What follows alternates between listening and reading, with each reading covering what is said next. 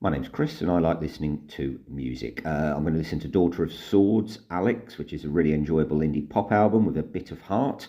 I always remember I enjoy it when it's on, but an album I never craved for or even remember that well after 9 listens. I gave it an 8 out of 10 on the first listen.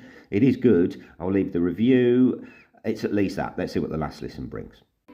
Track 1, Alone Together. My comment on the first review was that it was just sort of fell in the middle too much between indie and pop.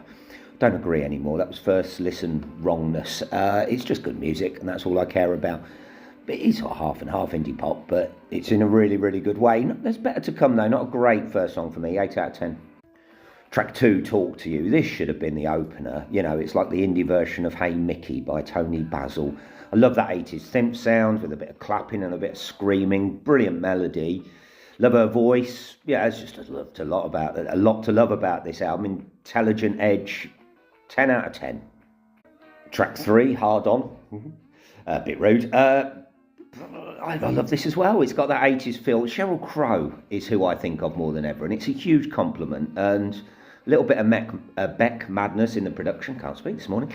But yeah, wonderful. 9 out of 10. Track 4, Morning in Madison. She does look like my mate Teresa. She does look like her. Anyway, it's present enough, straightforward, funky indie, little bit of jazz as well. Great groove. Sax solos are a real highlight. Love the use of the shakers as well. You can really hear them.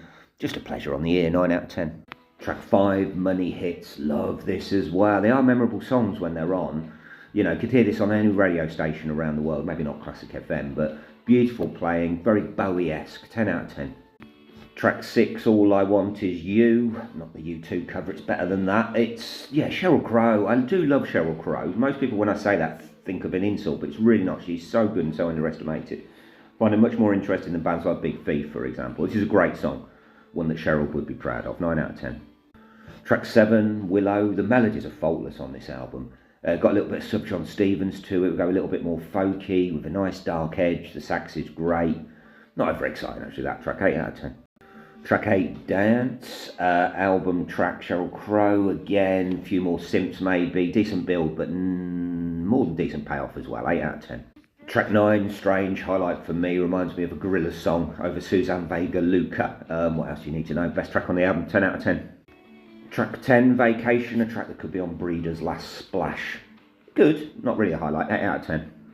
Track 11, Song. I'm not sure I've ever reviewed a song called Song before, and I've done tens of thousands. Not the best. I like it when she's a bit more party. Stop blubbing. Get on with it. 7 out of 10.